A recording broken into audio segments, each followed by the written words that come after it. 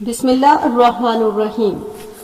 آج ہم تاریخ ہندوستان کے بارے میں جانیں گے۔ اگر نیو ہے تو چینل کو سبسکرائب کر دیں، ویڈیو پسند آئے تو لائک کر دیں تاکہ اس طرح کی معلوماتی ویڈیو آپ لوگوں تک پہنچ سکے۔ ہندوستان دنیا کا قدیم ترین ملک ہے۔ اس ملک کو وہی قدامت حاصل ہے جو دنیا کے کسی پرانے سے پرانے ملک کو حاصل ہو سکتی ہے۔ ہندوستان کے بارے میں مورخوں کی رائے یہ ہے کہ اس ملک کی تہذیب اور تمدن یونان سے بھی قدیم ہے۔ ہندوستان ابتدا ہی سے ایک نہایت ہی زرخیز ملک ہے، لیکن اس کی زرخیزی اس ملک کے باشندوں کے لیے ہمیشہ مصیبت بنی رہی۔ چنانچہ ہندوستان کے گرد و پیش جب بھی کسی قوم کو ذرا بھی اقتدار حاصل ہوا، وہ ہندوستان پر چڑھ دوڑی تاکہ ہندوستان کی زرخیزی سے مالا مال ہو سکے۔ اب سے ہزاروں سال قبل آرین قوم نے اس مقصد کے لیے اس ملک پر حملہ کیا اور آرین اس ملک کے قدیم باشندوں یعنی دواڑوں اور گوڑوں کو نکال کر پنجاب، صوبہ اودھ، راجپوتانہ، گجرات اور بنگال پر چھا گئے۔ آریوں کے بارے میں یہ بیان کیا جاتا ہے کہ یہ وسط ایشیا مسلسل کئی صدیوں تک ہندوستان میں داخل ہوتے رہے، یہاں تک کہ یہ ہندوستان کے تمام زرخیز علاقوں پر قابض ہو گئے۔ ہندوستان کے قدیم باشندوں نے اگرچہ اس سیلاب کو روکنے کی پوری کوشش کی، لیکن طاقتور اور جنگجو آرین برابر ہندوستان پر چھاتے چلے گئے۔ آرین قوم کی طرح شاک قوم بھی ہندوستان میں داخل ہونے کے بعد سارے شمالی ہندوستان پر پھیل گئی۔ شاک قوم کی شکل و صورت اور ڈیل ڈول ترکوں سے ملتا جلتا تھا۔ اس قوم نے بھی پنجاب، مغربی اودھ، گجرات اور کاٹھیا دار کو اپنا مسکن بنایا۔ شاک قوم کی نظر عنایت کے بعد کشان قوم نے وسط ایشیا کی ایک نہایت ہی مضبوط اور سفید رنگ قوم تھی۔ پنجاب، کشمیر، افغانستان میں ایک نہایت ہی وسیع حکومت قائم کر لی۔ اس طرح کچھ مدت کے بعد ہون قوم کے نام سے ایک نئی قوم وسط ایشیا سے ہندوستان میں وارد ہوئی، جس نے ہندوستان میں داخل ہونے کے بعد بری طرح قتل عام کا بازار سرگرم کیا، اور اس کے علاوہ یونانی، ایرانی، عرب، افغانی، مغل، پرتگالی، ویلندیزی، فرانسیسی اور انگریز غرض کے سب ہی ہندوستان پر تھوڑے تھوڑے وقفے کے بعد کرم فرماتے رہے۔ غرض کے ہندوستان کی تاریخ پر اگر گہری نظر ڈالی جائے تو پتہ چلتا ہے کہ بیرونی حملوں کی یورش کے اعتبار سے یہ دنیا کا سب سے بد نصیب ملک ہے، جس کے باشندوں کو بیرونی حملوں نے کبھی بھی چین سے بیٹھنے نہ دیا۔ آریوں نے ہندوستان کے قدیم باشندوں یعنی دراڑوں کو شمالی ہندوستان کے زرخیز علاقوں سے نکالنے کے بعد کون کون سی حکومتیں قائم کی، ان کے بارے میں کوئی مستند تاریخ ثبوت تو نہیں ملتا، لیکن اتنا ضرور پتہ چلتا ہے کہ آرین قوم جو مضبوط ہونے کے علاوہ فن سپاگری سے بھی خوب واقف تھی، اس نے دادی گینگ میں کئی حکومتیں قائم کی۔ چنانچہ ہستنا پور کی حکومت، جس میں قرے راج کرتے تھے، دریائے گنگا کے کنارے دہلی کے شمال و مغرب کے علاقے پر قائم تھی۔ ہستنا پور کی حکومت کے قریب ہی دوسری حکومتوں پنچاپوں کی تھی، جس کا دارالسلطنت کنوج تھا۔ تیسری مشہور حکومت بنارس کی تھی، جس پر کاشی حکمرانی کر رہے تھے۔ چنانچہ کاشیوں کی حکومت کی بنا پر بنارس کا دوسرا نام کاشی پڑ گیا۔ اس طرح بنگال اور بہار کے اکثر علاقوں پر ودھیا لوگوں کا راج تھا، جو یہ چوتھی حکومت تھی، اور ہستنا پور اور بہار کی حکومتوں کے درمیان اودھ کے علاقوں میں کوشل ذات کے لوگ حکمرانی کر رہے تھے، جن کا دارالسلطنت اجدوہیہ تھا۔ غرض سے شمالی ہند میں آریوں کی 5 حکومتیں قائم ہو چکی تھیں۔ کوشل قوم کے حکمرانوں کی حکومت آج سے تقریباً 5000 سال قبل اودھ میں قائم تھی، جن کا دارالسلطنت اجودھیا تھا۔ رام چندر جی اس قوم کے ایک لائق راجا ہوئے، جن کے ایثار اور قربانی کے واقعات سے باسیک جی کی رامائن بھری پڑی ہیں۔ رام چندر جی اجودھیا کے مشہور راجا دشرت کے صاحبزادے تھے، جن کو محض اس لیے ابتدا میں تخت و تاج سے کنارہ کرنا پڑا چونکہ ان کی ماں سوتیلی تھی۔ وہ یہ چاہتی تھی کہ اس کا لڑکا بھرت گدی پر بیٹھے۔ چنانچہ رانی ککئی کی خواہش پر نہ صرف رام چندر جی کو حکومت سے محروم کر دیا گیا، بلکہ ان کو 12 برس کے لیے جنگلوں میں ٹھوکریں کھانے کے لیے جلاوطن بھی کر دیا گیا۔ رام چندر جی، جن کا ملک میں بڑا اثر و رسوخ تھا، اگر چاہتے تو انواحد میں حکومت پر قابض ہو سکتے تھے، لیکن انہوں نے ایک طرف ملک خانہ جنگی سے بچانے کے لیے اور دوسری طرف باپ کی اطاعت کی اور غیر فانی مثال قائم کرنے کے غرض سے جلاوطنی کے ناروا حکم کے سامنے گردن جھکا دی اور 12 برس کے لیے اپنی بیوی سیتا اور بھائی لچمن کے ہمراہ जंगलों में ठोकरें खाने के लिए निकल गए। रामचंद्र जी को इस जलावतनी के जमाने में किस कदर शदीद तकलीफ का सामना करना पड़ा, इसका अंदाजा इससे लगाया जा सकता है कि लंका का राजा रावण, जो रामचंद्र जी से अनाथ रखता था, जबरदस्ती इनकी अहलिया सीता को उठाकर ले गए और जमाने दराज तक सीता जी को नजरबंद रखा। आखिर राम जी ने पहाड़ी अक़वाम की एक फौज बनाई और पहाड़ी सरदार हनुमान की मदद से रावण के मुल्क लंका को बर्बाद कर डाला। गर्ज के सीता जी को बड़ी दुश्वारी के बाद रिहाई हासिल हुई। इसके बाद आपके भाई भरत ने खुद ही आपकी खिदमत में अयोध्या की हुकूमत पेश की, जिस पर रामचंद्र जी ज़माने दराज तक बड़ी काबिलियत और इंसाफ के साथ हुकूमत करते रहे।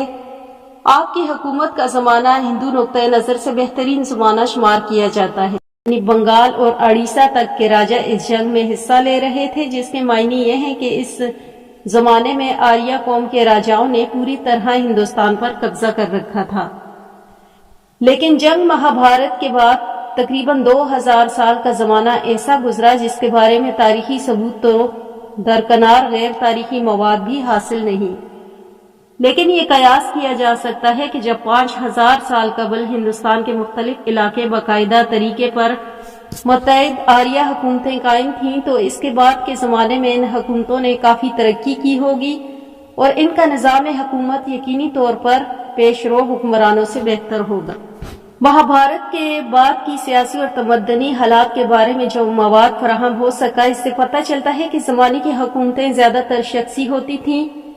बादशाह का हर हुक्म कानून की हैसियत रखता था। बादशाह के बाद वजीर और सपा-सालार का दर्जा शुमार किया जाता था। फौज के सिपाहियों को इज्जत की निगाह से देखा जाता था। छोटे छोटे शहर भी आबाद होने से शुरू हो गए। अवाम की सहूलत के लिए सड़कें भी बनाई गई और कुएं भी खदवाए गए। तालीम का रवाज बहुत कम था। लिखने के फन से लोग अमूमन नाशना थे। तालीम ज्यादातर जुबानी होती और तालीम के फराइज बरहमन अंजाम देते थे। इस जमाने में वैदिक धर्म यानी हिंदू मजहब को सबसे ज्यादा उरूज हासिल था और हकीकत यह है कि वैदिक धर्म ही इस जमाने के हिंदुस्तान का वाहिद मजहब था। लेकिन ये मजहब सिर्फ ब्राह्मणों में महदूद था। ब्राह्मणों के अलावा दूसरे लोग मजहबी तालीम हासिल करने के नाअहल शुमार किए जाते थे।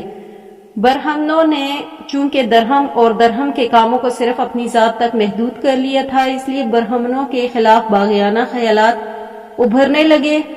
चुनांचे हजरत मसीह की पैदाइश से तकरीबन 600 साल कबल दो नए मजहब रहनुमा हिंदुस्तान में पैदा हुए।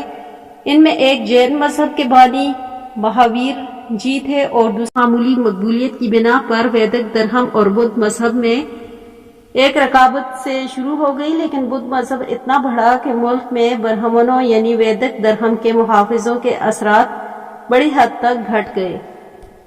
जंग महाभारत से लेकर 2-2.5 साल बाद तक का जमाना बिल्कुल तारीकी में है। इसके बारे में कुछ पता नहीं चलता कि इस जमाने में हिंदुस्तान में कौन कौन सी हुकूमतें बनती रही और बिगड़ती रही। लेकिन हजरत मसीह अलैहिस्सलाम की पैदाइश से 600 बरस कबल के कुछ गैर मुस्तनद वाकयात जरूर फराहम हो सके, जिनसे पता चलता है कि इस जमाने में हिंदुस्तान के मुख्तलिफ हिस्सों में मुतअद्दिद काबिल जिक्र हुकूमतें कायम थीं, जिनमें से एक हुकूमत तो कंधार थी जिसका दारुल सल्तनत टेक्सला पेशावर के करीब था और दूसरी हुकूमत ओख्तका की थी, इसका पाए तख्त अजीन था।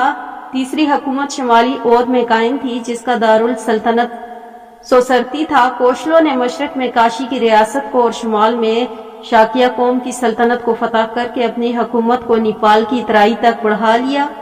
चौथी हुकूमत मक्क यानी बहार की थी जो खूब तरक्की कर रही थी। हुकूमत मक्क का दारुल सल्तनत पाटली पत्थर यानी पटना था, जिसने के जमाने में बहुत बड़ी हैसियत हासिल कर ली थी। गर्ज के जमाने में बहुत सी नई नई ताकतवर हुकूमतें वजूद में आईं। इस वक्त जब हिंदुस्तान के मुख्तलिफ हिस्सों में मंदरजा बाला हुकूमतें तरक्की की मंजिलें तय कर रही थीं, बैरूनी ताकतें हिंदुस्तान की जरखेजी से फायदा उठाने की तैयारियों में मसरूफ थीं। चुनांचे ईरान के बादशाह वर्कशाप ने बड़ी फौज के जरिए सिंध पर हमला कर दिया।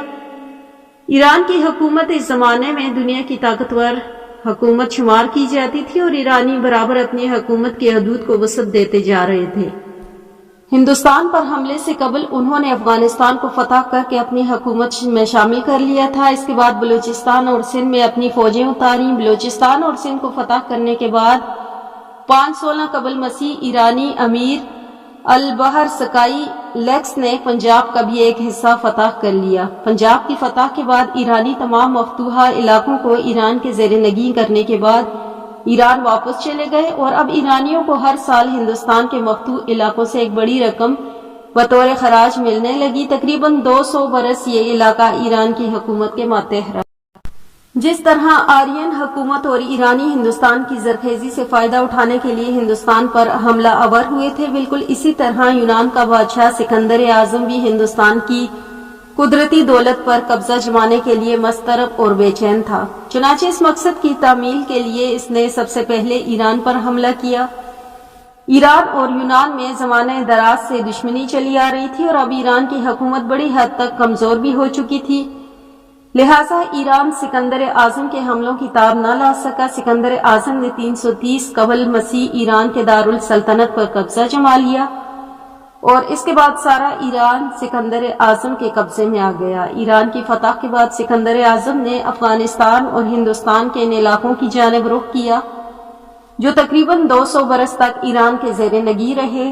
چنانچہ سکندر کابل، سوات اور سرحدی علاقوں کو فتح کرنے کے بعد 326 قبل مسیح دریائے سندھ کو پار کر کے ٹیکسلا کی جانب بڑھا، جو اس زمانے کا سب سے بارونق شہر تھا۔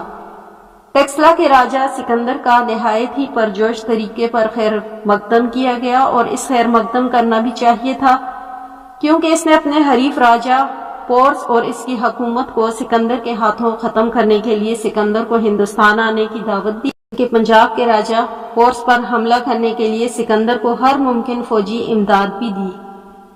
سکندر اور اس کی یونانی فوج کے چند روز قیام کے بعد پورس کو پیغام بھیجا کہ یا تو پورس سکندر کی اطاعت قبول کر لے، ورنہ لڑنے کے لیے تیار ہو جائے۔